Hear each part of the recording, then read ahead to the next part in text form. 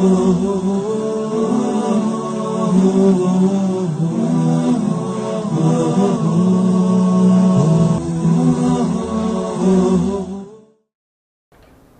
अस्सलाम वालेकुम, मैं अतर काज़मी आपके पसंदीदा प्रोग्राम सेहतमंद ज़िंदगी में आपका खैर मकदम करता हूँ। हमारी कोशिश है कि आप ज़िंदगी में होने वाली उन तमाम बीमारियों से आप हिफाजत के साथ रहें ताकि उन बीमारियों से बचा जा सके और बताए हुए डॉक्टर के नुस्खे पर अमल करें ताकि आपसे बीमारियां दूर रहें। यूँ तो बीमारियों से दूर रहना थोड़ा सा मुश्किल काम है, लेकिन कम से कम हम दूर तो रह सकते हैं। हमारी कोशिश है कि इस प्रोग्राम के ज़रिए आपको इत्तलातन ये बात नज़र करता चलूँ कि जो गुफ्तगू आप तक पहुँचाई जा रही है उसमें इंफॉर्मेशन भी हो और आप उन तमाम बीमारियों से महफूज रह सकें।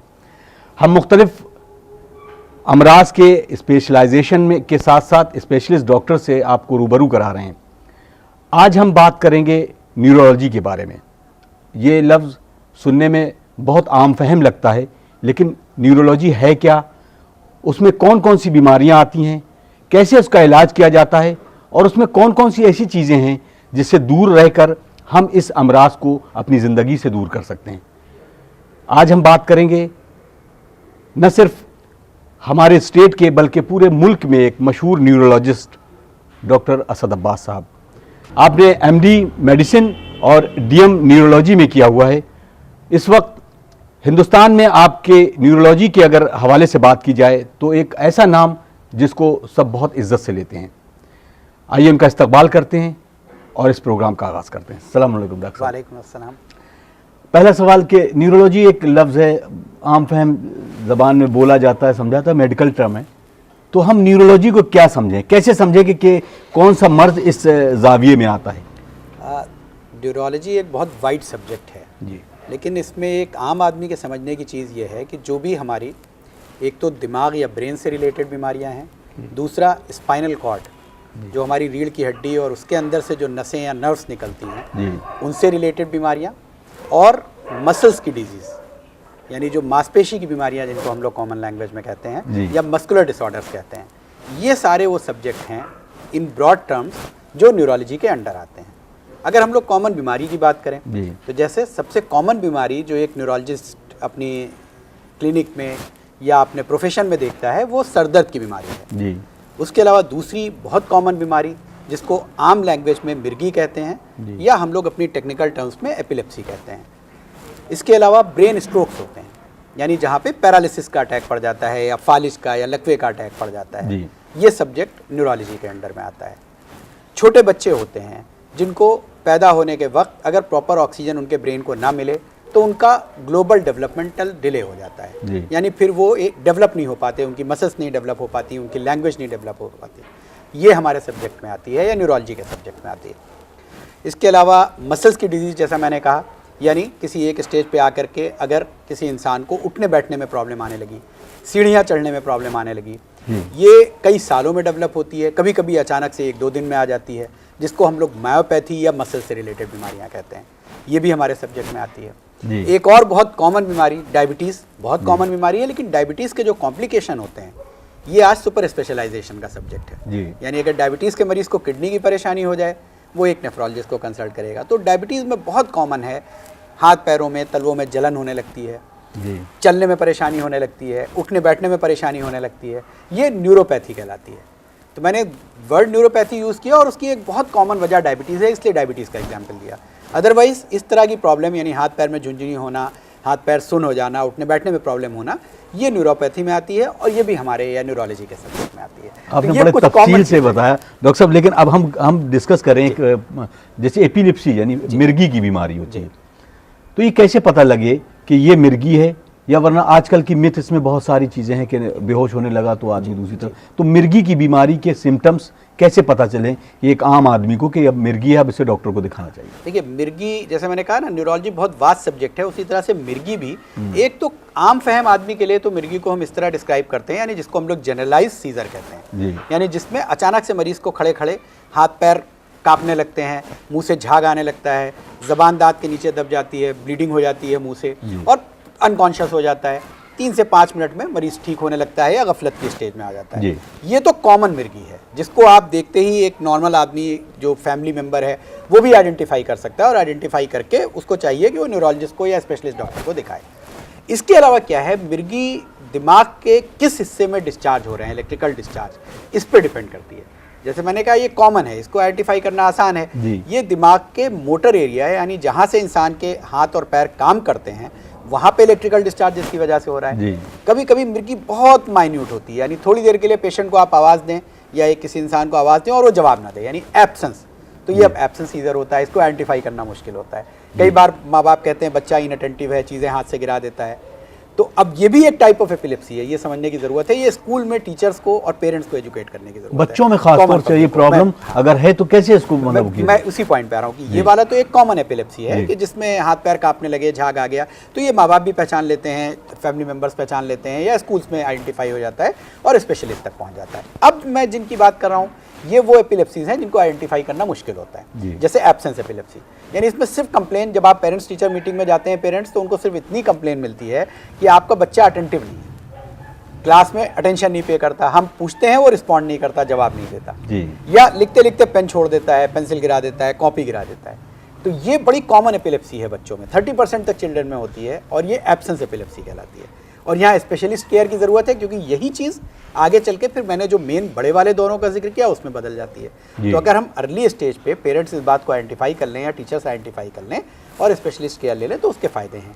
डॉक्टर साहब, अब यहाँ पे मैं आपको रोकूंगा। अक्सर करके सवाल यहाँ पे आता है, बच्चों की बात जब कर रहे हैं तो क्लासेस में कंप्लेन के साथ साथ कि बच्चा दिल तो नहीं लगा रहा है, उसको कुछ विजन प्रॉब्लम भी हो रही, और कहीं ना कहीं उसके एक हाथ में प्रॉब्लम हो रही, वो नमनेस बता रहा है, तो क्या ये उससे रिलेटेड का है epilepsy? It is not exactly epilepsy. इसको हम लोग बिल्कुल टिपिकल मिर्गी तो नहीं कहेंगे, लेकिन ये तब होता है कि जैसे विजन में प्रॉब्लम आ रही है ट्रांजिएंट, जैसे मैंने कहा कि ब्रेन से ही सभी चीज़ें गवर्न होती है। अगर इंसान का जो देखने वाला हिस्सा या ऑक्सीपिटल लोब, साइंटिफिक लैंग्वेज में हम कहते हैं, जहाँ से हम देखते हैं, I is a peripheral apparatus, यहाँ से तो सिर्फ रेज जा रही हैं, ब्रेन में जहाँ पे इंटरप्रिटेशन होकर इमेज बनती है, अगर उस जगह पे कोई सिस्ट है या कोई स्पॉट है, तो ये थोड़ी देर के लिए विजन डिस्टर्ब हो जाना और फिर विजन का ठीक हो जाना, या एकदम से कलर फेड हो जाना बच्चे के सामने और फिर कलर का वापस आ जाना, ये भी टाइप ऑफ एपिलेप्सी है और ये ऑक्सीपिटल लोब एपिलेप्सी कहलाएगी। इसी तरीके से एक हाथ का थोड़ी देर के लिए नम हो जाना और फिर ठीक हो जाना, ये सेंसरी एरिया जो ब्रेन का है उसकी एपिलेप्सी कहलाएगी, क्योंकि वहाँ पे डिस्चार्ज की वजह से हो रहा है। तो ब्रेन के किस एरिया में डिस्चार्ज हो रहे हैं, इसी पे हमारे मिर्गी के जो पेरिफेरल सिम्टम्स हैं वो अपीयर होते हैं। तो बच्चे में अगर थोड़ी इंपॉर्टेंट फैक्टर ये है कि अगर नमनेस बहुत देर तक परसिस्ट कर रही है तो एपिलेप्सी के कैटेगरी में नहीं आएगा, तब तो हमको इसको पैरालिसिस की तरह देखना पड़ेगा। लेकिन अगर ये थोड़ी देर के लिए होती है, हाथ नम हो जाता है, थोड़ी देर के लिए विजन में प्रॉब्लम हो जाती है और फिर ठीक हो जाता है, ये एपिलेप्टिक फिट्स है, जो सेंसरी फिट्स या ऑक्सीपिटल लोब फिट्स है। बहुत खूब। अब डॉक्टर साहब, बात हम अब बड़ों की तरफ पलटें।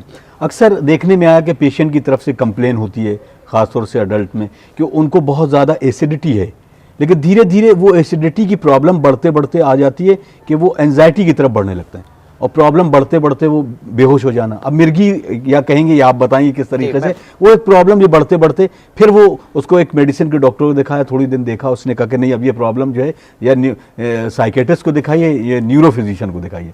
तो ये प्रॉब्लम को कैसे दूर किया जाए और किस तरीके से इसको हम मेडिकल टर्म में कौन सी लैंग्वेज इस्तेमाल करें इसमें?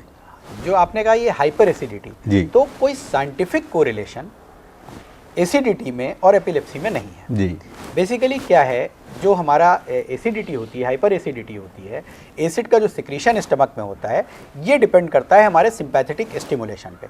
जो एंशियस पर्सनैलिटी होती है, जिनको हम लोग टाइप 1 पर्सनैलिटी कहते हैं, जिनकी लाइफ में प्रोफेशनल स्ट्रेस हो सकते हैं, फैमिली स्ट्रेस हो सकते हैं, तो ये एक विशियस साइकिल है। यानी पहले स्ट्रेस होगा, स्ट्रेस से हाइपर एसिडिटी होगी, hyper acidity again lead to anxiety, तो it's a vicious cycle that is created. अब जैसे आपने कहा इसके बाद इंसान बेहोश हो जाता है। अब अगर इंसान बेहोश हो रहा है तो स्पेशलिस्ट केयर इसलिए ज़रूरी है कि कहीं ऐसा ना हो कि जो हम हाइपर एसिडिटी के सिम्टम और एंजाइटी मान रहे हैं उसमें ट्रू एपिलेप्टिक फिट्स या सीजर्स तो नहीं है। तो आइडियल केयर इज पहले न्यूरोलॉजिस्ट को देखना चाहिए, जो वो डिसाइड करे कि ये ट्रू फिट्स तो नहीं है। हिस्ट्री बहुत इंपॉर्टेंट है पेशेंट की, कि जो अपनी तफसील बताता है वो अपनी बीमारी की, वो डिटेल्स बहुत इंपॉर्टेंट है, प्लस कुछ इन्वेस्टिगेशन, मॉडर्न इन्वेस्टिगेशन इंपॉर्टेंट है। अब अगर ये लगता है कि नहीं सिर्फ ये एंजाइटी की वजह से है, कोई ट्रू फिट्स नहीं है, इसको हम लोग डिसोसिएटिव फिट्स कहते हैं, यानी ओल्डर टर्म्स में जिसको हिस्टीरिया कहते थे। अब मेडिकल साइंस की किताब से हिस्टीरिया का वर्ड हटा दिया गया है, अब उसका साइंटिफिक टर्म हो गया डिसोसिएटिव सीजर डिसऑर्डर। तो डिसोसिएटिव सीजर डिसऑर्डर की अगर डायग्नोसिस बनाते हैं, तब उस इंसान को एक साइकेट्रिस्ट की हेल्प की जरूरत है, कि जो मेडिकेशन भी दे और साथ में उस इंसान के लिए काउंसलिंग करे। काउंसलिंग का पार्ट ऐसे पेशेंट्स के लिए बहुत इंपॉर्टेंट होता है। वेरी गुड डॉक्टर साहब, अब मतलब वही उसी पेशेंट की बात हम करें अगर, क्योंकि ये प्रॉब्लम जो है आम तौर पे बहुत ज़्यादा होती बढ़ती चली जाती है, और ये प्रॉब्लम घरों की माहौल के एतबार से भी या एज फैक्टर को भी इसमें अगर हम इन्वॉल्व करें, तो क्या इन सारी चीज़ों को कोरिलेट करके भी इस बीमारी की तरफ देखा जा सकता है? जैसे मैंने कहा था पहले ही कि हिस्ट्री बहुत इंपॉर्टेंट है जी। तो सबसे पहले हमको पेशेंट की, और हिस्ट्री में सिर्फ ये नहीं कि वो जो अपनी बीमारी के डिस्क्रिप्शन दे रहा है जी। हमें फैमिली हिस्ट्री भी पूछनी होती है, और फैमिली हिस्ट्री बहुत इंपॉर्टेंट रोल प्ले करती है। सबसे ज़्यादा इंपॉर्टेंट है कि आपको फैमिली सपोर्ट कितना है।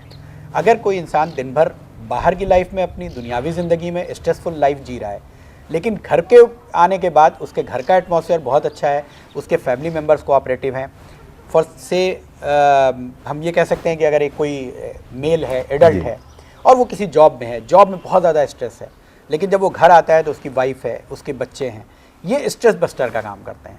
तो अगर ये एटमॉस्फेयर बहुत अच्छा है तो उसमें इस तरह की चीज़ें डेवलप होने के चांसेस बहुत कम हैं। बट अगर यही चीज़ वो बाहर फेस करके आ रहा है, उसके बाद घर पे आने के बाद उसको फैमिली सपोर्ट मिलने के बजाय फैमिली से भी स्ट्रेस मिल रहा है, तो जैसे मैं फिर से विशियस साइकिल शुरू हो जाती है कि उस इंसान का स्ट्रेस लेवल बिल्कुल कम नहीं हो रहा है। ऐसे पेशेंट में हम लोग प्राइमरीली साइकेट्री डायग्नोसिस या एंजाइटी डायग्नोसिस की तरफ जाते हैं। बहुत खूब नाज़रीन, आपने समाअत फरमाया कि हम बात कर रहे हैं मिर्गी के बारे में, और मिर्गी लफ्ज़ ऐसे कहा तो जाए, इसमें बहुत सारी मिथ भी हैं, जो जैसे कि अगर हम अपने रूरल एरिया में देखते हैं तो वहाँ पर बात होती है कि अगर मिर्गी आ जाए तो उसको उठाकर ये सूंघा दो, वो सूंघा दो। हम इस पर भी बात करेंगे। आइए इस मिथ के ऊपर डॉक्टर असद अब्बास साहब का क्या कहना है उनकी तरफ रुजू करते हैं। डॉक्टर साहब, मिथ के बारे में हम बात कर रहे हैं, तो बहुत सारे मिथ हैं। अक्सर करके गांव और देहातों में, कस्बों में देखा जाता है कि अगर किसी शख्स को मिर्गी आ गई है तो उसको लोग जूता सुंघाने लगते हैं, ये करने लगते हैं वो। तो ये सारी चीज़ें कितनी दूर होना चाहिए, और उसके साथ साथ मेडिकल टर्म में कैसे इसको इलाज के लिए आगे बढ़ना चाहिए? बहुत अच्छी बात कही आपने, और ये एक्चुअली जो चैलेंज है हम कहेंगे एपिलेप्सी के ट्रीटमेंट के लिए, वो यही है जी। क्योंकि पेशेंट बहुत लेट आता है हम लोगों के पास, बिकॉज ऑफ ये जो सोशल मिथ्स या टबूज कह लीजिए या स्टिग्मा कह लीजिए। मैं आपको बताऊं, एक इस वक्त ऑफ द रिकॉर्ड एक बात कहना चाहूँगा कि जब मैं एमडी कर रहा था तो हम लोगों ने एक स्टडी की जो अमेरिकन एकेडमी ऑफ न्यूरोलॉजी ने भी जिसको पब्लिश किया जी। और बेसिकली वो इंडिया के papers, as you know, American Academy of Neurology बहुत मुश्किल से एक्सेप्ट करती है जी। लेकिन उसमें हम लोगों ने हाईलाइट क्या किया था, हम लोगों ने एक सर्वे किया था फतेहपुर, कानपुर के पास एक छोटी सी जगह है, और वहाँ पे हम लोगों ने पेशेंट्स का डेटा कलेक्ट किया था एपिलेप्सी के एक कैंप में। तो जो हमारा डेटा निकल के आया था वो ये था कि 100 पेशेंट्स हम लोगों ने देखे, उसमें से अराउंड 60% पेशेंट, यानी आप सोचिए फतेहपुर मुश्किल से कानपुर जो एक टर्शियरी केयर सेंटर है जहाँ मेडिकल कॉलेज मौजूद था और जहाँ पे न्यूरोलॉजी की सारी फैसिलिटीज़ थी, तो बहुत रिमोट एरिया नहीं है, लेकिन वहाँ पे जो 100 पेशेंट्स हम लोगों ने एपिलेप्सी के देखे, उसमें 60 पेशेंट ये थे, ऐसे थे जिन्होंने पहली बार किसी डॉक्टर को कंसल्ट किया और एपिलेप्सी की डायग्नोसिस हुई थी। और हम लोगों ने फोटोग्राफ भेजी उन पेशेंट्स की, यानी उसमें ऐसे पेशेंट्स थे, ऐसी फीमेल पेशेंट थी जिनके दोनों हाथ पूरे जले हुए थे और फेस पूरा जला हुआ था। क्यों? क्योंकि एपिलेप्टिक फिट आया, वो किचन में काम कर रही थी और पूरे हाथ पैर चल गए। प्रॉब्लम क्या है, हमारे देश में और हमारी सोसाइटी में क्या समझा जाता है, एपिलेप्सी को, चाहे हम हिंदू कल्चर की बात करें तो उसे एक देवी अभिशाप मानते हैं। वो ये मानते हैं कि हमारे पिछले जन्म के कर्मों का फल है जिसकी वजह से इस तरह का आ रहा है। तो बिल्कुल बजाय उसको डॉक्टर के पास ले जाने के लिए उसको समाज में एक बिल्कुल अलग जगह पे रख देते हैं। उसकी केयर करनी चाहिए, लेकिन बजाय केयर करने के उसको बिल्कुल अलग रख देते हैं। अपने कल्चर की बात करें, बीइंग ए मुस्लिम, हम अपने कल्चर की अगर बात करें तो हमारे यहाँ भी ऐसा देखा जाता है कि अक्सर जब मरीज़ को मिर्गी के झटके आने शुरू होते हैं तो बजाय किसी डॉक्टर के पास जाने के आप किसी मज़ार पे या किसी और दूसरी जगह पे लेकर के मरीज़ को चले, झाड़ फूक बहुत होती है, उसे नींबू मिर्चा, उसे कुछ धागे बांध दिए जाते हैं और सारी चीज़ें कर दी जाती हैं। तो और बजाय उसको स्टीम लाइन में लाने के, यानी ये माना जाए कि जैसे फीवर आता है, जैसे सर में दर्द होता है, जैसे निमोनिया हो जाता है, जैसे डायबिटीज़ हो जाती है, वैसे मिर्गी भी एक बीमारी है, एक बीमारी हो गई जिसका बहुत अच्छा इलाज मौजूद है। तो इलाज ना करके वो इसको एक सोशल स्टिग्मा बना दिया जाता है।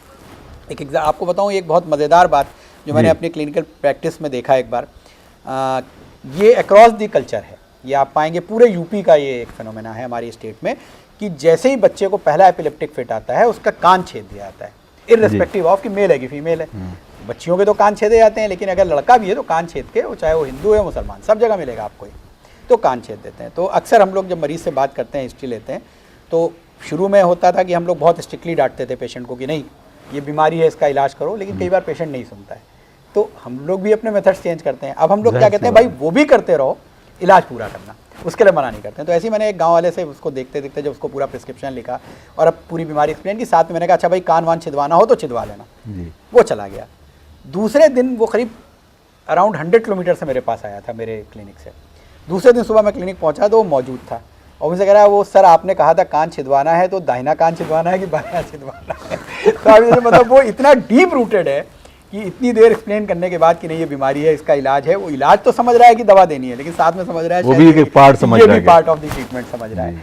इसमें रोल आता है, देखिए इसमें क्या है, इसमें रोल आता है सबसे ज़्यादा डॉक्टर्स का, और डॉक्टर्स में भी स्पेशलिस्ट डॉक्टर तक देर में पहुंचता है पेशेंट। तो जो हमारा प्राइमरी फिजिशियन है, यानी लोकल लेवल पे जो फिजिशियन, उसकी ट्रेनिंग का पार्ट होना चाहिए।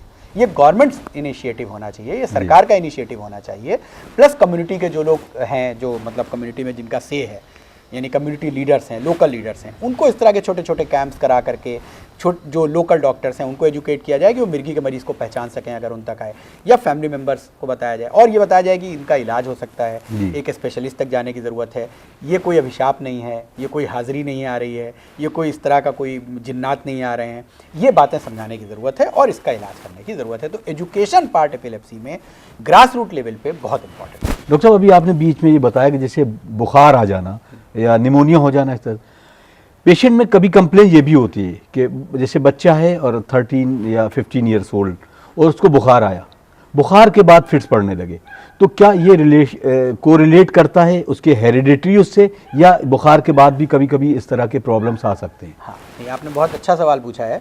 देखिए जो हम लोग अभी तक जिस एपिलेप्सी की बात कर रहे थे, ये प्राइमरी एपिलेप्सी है, यानी जहाँ मरीज़ को कोई और दिक्कत नहीं है, लेकिन प्राइमरी एपिलेप्सी की परसेंटेज बहुत कम है।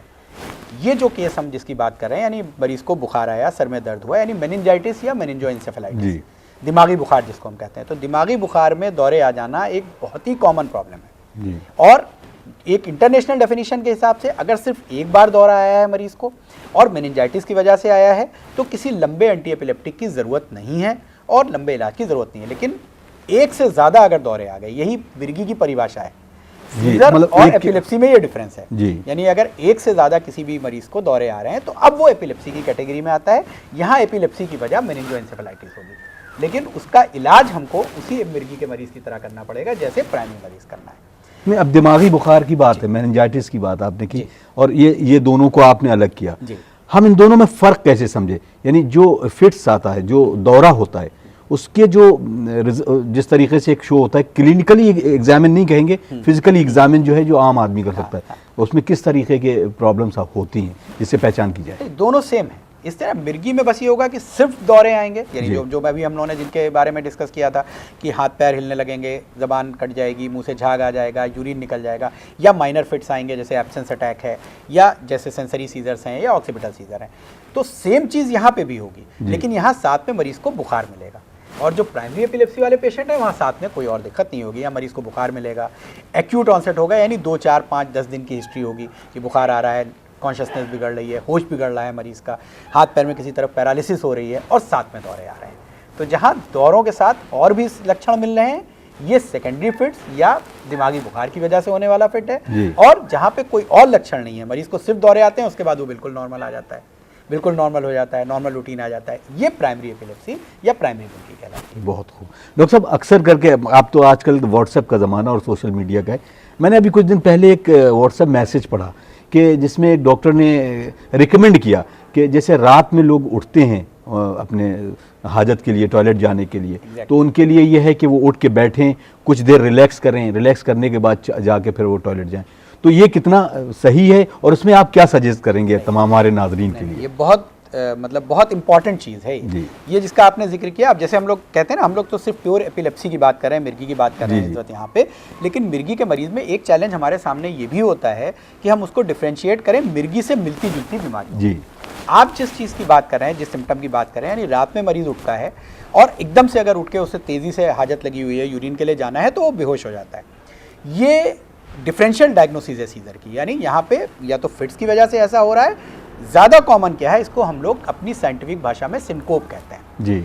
ये क्या चीज़ है, बेसिकली जो हम रात में सोते हैं तो हमारा ब्लड सर्कुलेशन जो होता है वो पैरों में ज़्यादा हो जाता है जी। आप जब भी देखिए जो हमारे फिजिकल अपीयरेंस से जाहिर है कि हार्ट हमारा नीचे के लेवल पे है, ब्रेन हमारा ऊपर के लेवल पे है। हम एकदम से झटके से सो के उठते हैं, अगेंस्ट द ग्रेविटी हमारे हार्ट को पंप करना होता है कि उतना ब्लड हमारे ब्रेन तक पहुंच सके। और ब्लड हमारा कहाँ है, ब्लड हमारा पुल्ड अप है पैरों में, और हम झटके से उठे तो ब्लड जो पंप हुआ हमारे हार्ट से ये ब्रेन तक नहीं पहुंचा। ब्रेन तक ना पहुंचने की वजह से एकदम से मरीज गिर जाता है और बेहोश हो जाता है। लेकिन ये मिर्गी नहीं है, जैसे ही वो गिरेगा यानी जैसे ही लेटने वाली पोजीशन में आएगा, ब्लड सर्कुलेशन नॉर्मल हो जाएगा और वो कुछ सेकंड्स में नॉर्मल हो जाएगा। ये सिंकोपल अटैक कहलाएगा। बचने का तरीका जैसा उस मैसेज में था बिल्कुल ठीक है, ये कि हमको जब भी उठना है तो पहले बेड पे हम 1-2 मिनट के लिए कॉन्शियस हो जाएं, पैरों को हिला लें जिससे पैर से हमारा ब्लड सर्कुलेशन बन जाए, पैर लटका के बेड पर बैठें और फिर पैर को थोड़ी देर तक हिलाएं। अब ये जो ब्लड सर्कुलेशन हमने मेंटेन कर लिया, उसके बाद जब हम खड़े होंगे तो इस चीज़ का चांस बहुत कम। बहुत खूब। अब डॉक्टर साहब फिर हम मिर्गी की तरफ पलटते हैं। बात हम मिर्गी की अगर करें तो क्या इसमें जेंडर वाइज और एज फैक्टर, ये दोनों फैक्टर किस तरीके से काम करते हैं? इसमें अलग अलग क्या फैक्टर भी हैं, इसको कैसे आप देखते हैं? ये बहुत इंपॉर्टेंट सोशल और मेडिकल दोनों इश्यूज़ हैं। इनफैक्ट जो हम लोगों की कॉन्फ्रेंसेज होती हैं न्यूरोलॉजी के सब्जेक्ट में, जब भी एपिलेप्सी पे डिस्कशन होता है, सबसे इंपॉर्टेंट पार्ट होता है और ये बिल्कुल एक सब ब्रांच है, यानी epilepsy in women and epilepsy in child. क्योंकि यहाँ पे हमारे पास चैलेंज दूसरे हैं जी। जब समाज में एक बच्चे को एपिलेप्टिक फिट आना शुरू होते हैं तो यही हमारा फ्यूचर है, इसको हमें शुरू से ट्रीट करना ज़रूरी है। क्योंकि अगर हम एपिलेप्टिक फिट उस बच्चे में आने देंगे, उसको सही टाइम पे आइडेंटिफाई नहीं करेंगे, तो ना सिर्फ वो मरीज़ एपिलेप्सी से सफ़र करेगा बल्कि वो एक समाज में उसका स्टेटस बिल्कुल चेंज हो जाएगा जी। उसको सामाजिक डेवलपमेंट भी नहीं मिलेगा। दूसरा, उसकी एजुकेशन सफ़र करेगी, उसकी पढ़ाई, उसका ओवरऑल जो ऑलराउंड डेवलपमेंट बच्चे का होना चाहिए, वो सारी चीज़ें रुक जाएंगी। इसलिए बच्चों में जो मैनेजमेंट ऑफ एपिलेप्सी है उसमें जितना इंपॉर्टेंट है बच्चे को दवाएं लिख देना, उससे ज़्यादा बच्चे के पेरेंट्स को एजुकेट करना कि इस बच्चे में और दूसरे बच्चों में कोई फ़र्क ना किया जाए। जो अपॉर्चुनिटीज़ और बच्चों को मिल रही हैं पढ़ाई की, खेलने की, वो सारी अपॉर्चुनिटीज़ बच्चे को प्रोवाइड की जाए। मिथ्स की बात हम लोग पीछे कर रहे थे, ये भी बहुत कॉमन मिथ है कि टीवी ना देखने दिया जाए और मोबाइल बंद कर दिया जाए, वीडियो ना देखना दिया जाए। ऐसा नहीं है, इसलिए क्योंकि बहुत एक माइन्यूट परसेंटेज ऑफ एपिलेप्सी है जिसको हम लोग फोटो सेंसिटिव एपिलेप्सी कहते हैं, अगर साइंटिफिक, जो टीवी देखने की वजह से हो जाती है। बहुत रेयर है, जापान में होती है, हमारी कंट्री में तो शायद एक न्यूरोलॉजिस्ट अपने पूरे कैरियर में 1-2 पेशेंट देखते हैं। तो जनरल टर्म कि सारे बच्चों को हम टीवी देखना बंद करा दें मिर्गी के, ये गलत है जी। तो मिर्गी में बच्चों का मैनेजमेंट एडल्ट्स के मैनेजमेंट से इस मामले में डिफरेंस है कि हमें ड्रग्स लिखने के अलावा बच्चे की एजुकेशन पे जोर देना है। विमेन में बिल्कुल अलग चैलेंज आ जाते हैं। विमेन में चैलेंज ये आ जाते हैं हमारे सामने कि जो हम मेडिसिन प्रिस्क्राइब करते हैं, एक तो ड्यूरेशन ऑफ एपिलेप्सी, अभी हम लोग इस टॉपिक पे नहीं आए थे, लेकिन ड्यूरेशन ऑफ एपिलेप्सी ट्रीटमेंट बहुत इंपॉर्टेंट है। कुछ एपिलेप्सीज या कुछ मिर्गी ऐसी हैं जिसमें 3 साल का इलाज है, कुछ ऐसी हैं जहाँ 5 साल का इलाज है, और कुछ ऐसी हैं जहाँ पर जीवन भर मरीज़ को दवाएँ लेनी है और दवाओं से बिल्कुल ठीक चलना है। अब विमेन में क्या होता है, जब भी कोई हमारी लेडी जो चाइल्ड बियरिंग एज में है, यानी जो अभी शादीशुदा नहीं है या न्यूली मैरिड है, जिसमें आगे बच्चे होने हैं, जिसकी ज़िंदगी आगे चलनी है, कोई भी दवा अगर एक प्रेग्नेंट फीमेल ले रही है, एक पैरासीटामॉल की टैबलेट भी ले रही है, तो उसका बच्चे पे असर आने का चांस होता है।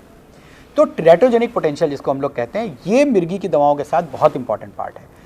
तो यहाँ पे स्पेशलिस्ट केयर इसलिए ज़रूरी है कि मिर्गी की अगर आज मार्केट में 10 से 15 या 20 दवाएँ मौजूद हैं, तो आप XYZ, एक तो मिर्गी के टाइप पे डिपेंड करता है, दूसरा ये चीज़ें ध्यान में हमें रखनी होती हैं। यानी जो दवा हम एक मेल एपिलेप्टिक पेशेंट को, यंग को लिख सकते हैं, वो फीमेल एपिलेप्सी के पेशेंट को नहीं लिख सकते हैं जी। क्योंकि अगर वो मरीज़ वो दवाएं ले रही है तो बच्चे पे बुरा असर आएगा।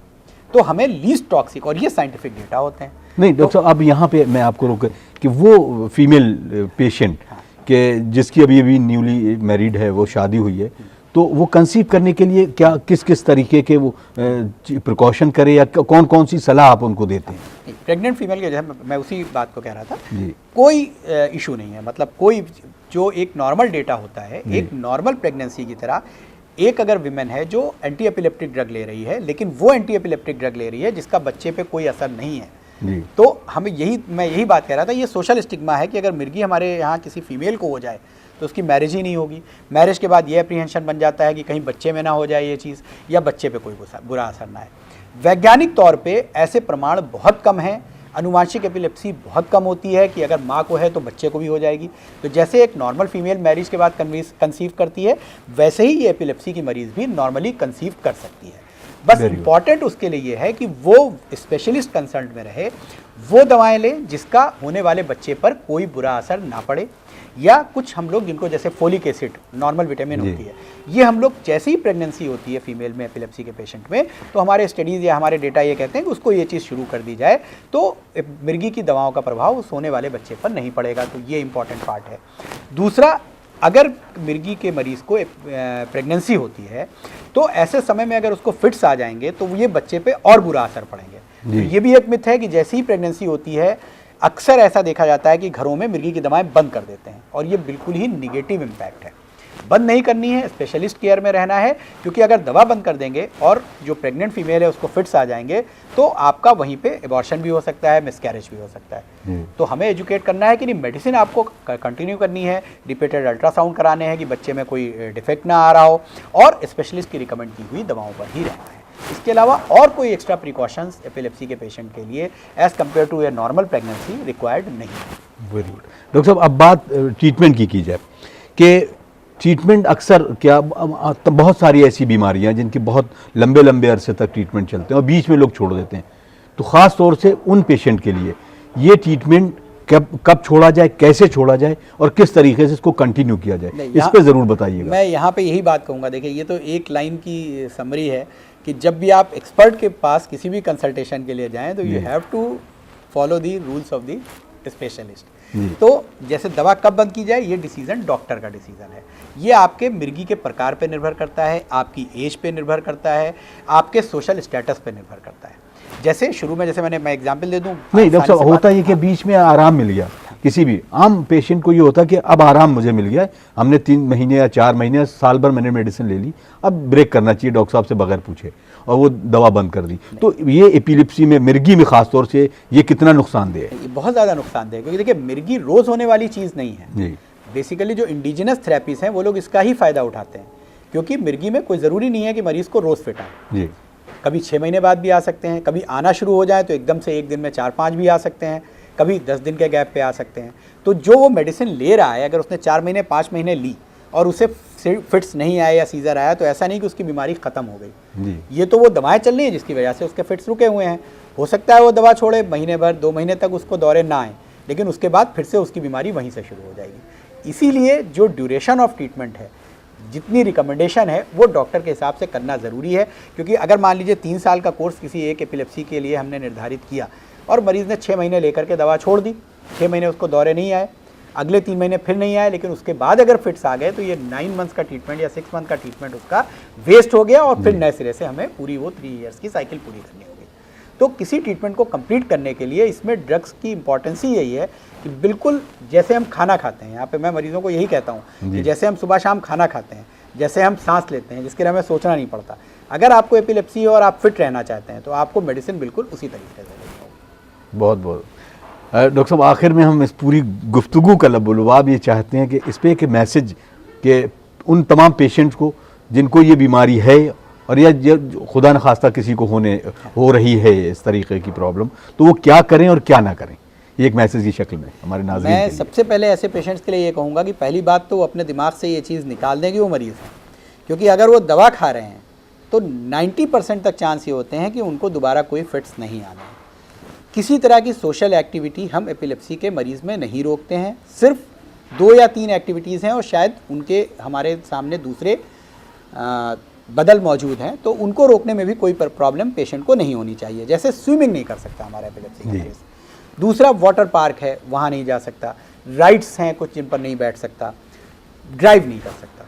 तो ये 2-3 चीज़ें हैं, अगर इनको अपनी लाइफ में हम एक्सक्लूड कर दें तो उसके अलावा अगर हम मेडिसिन ले रहे हैं तो बिल्कुल नॉर्मल आदमी की तरह से ज़िंदगी बिता सकते हैं। 3-4 चीज़ें मैंने कही, एक तो स्विमिंग के लिए कहा, एक मैंने कहा कि वाटर पार्क नहीं जा सकते, एक आप ड्राइविंग नहीं कर सकते, कोई बहुत हैवी मशीनरी ऑपरेट नहीं कर सकते, यानी जहाँ पर रिस्क है कि अगर फिट्स आ जाएंगे या फायर या आग जहाँ पे जल रही हो उसके आसपास ना रहें, अगर आपको बहुत जल्दी जल्दी दौरे आ रहे हैं। ये सारी बातें इस पर भी निर्भर करती हैं कि अगर किसी व्यक्ति के फिट्स वो नियमित औषधि ले रहा है और उसके फिट्स 6 महीने साल भर तक कंट्रोल्ड हैं, तो वो इनमें से कुछ एक्टिविटीज़ विद कंसेशन वो कर भी सकता है। जी। और करने के लिए कि उसे करना क्या है, उसमें एक ही लाइन इंपॉर्टेंट है उसके लिए कि स्पेशलिस्ट केयर में रहनी है, अपने जीवन में सोने का ध्यान रखना है, यानी नींद को अपनी पूरी रखना है। नींद एक मिर्गी के मरीज़ के लिए 7 से 8 घंटे की नींद बहुत ज़्यादा ज़रूरी है, क्योंकि जब भी नींद हमारी कम होती है तो मिर्गी के दौरे आने का रिस्क बढ़ जाता है। तो 7 से 8 घंटे की नींद ज़रूरी लेनी है, स्पेशलिस्ट केयर में रहना है और दवाओं को बिल्कुल नियम से लेना है। यही 3 इसके मूल मंत्र हैं जिससे हम इस बीमारी से पूरी तरीके से ठीक हो सकते हैं। बहुत बहुत शुक्रिया। नाज़रीन, आप समाअत फरमा रहे थे एक बेहतरीन गुफ्तगू। हमारे साथ मौजूद थे डॉक्टर असद अब्बास, मशहूर न्यूरोलॉजिस्ट। बहुत खूबसूरती से बताया कि किस तरीके से मिर्गी में होने वाली दुश्वारियों से आप दूर रह सकते हैं और बहुत सारी बातें बताएं कि क्या करना है और क्या नहीं करना है। उम्मीद करते हैं कि आप डॉक्टर साहब के बताए हुए नुस्खे पर अमल करेंगे और बीमारियों को से दूर रहेंगे, खुश रहेंगे, आबाद रहेंगे। इसी के साथ अपने मेज़बान अतहर काज़मी को इजाज़त दीजिए। अस्सलामु अलैकुम व रहमतुल्लाहि व बरकातहू।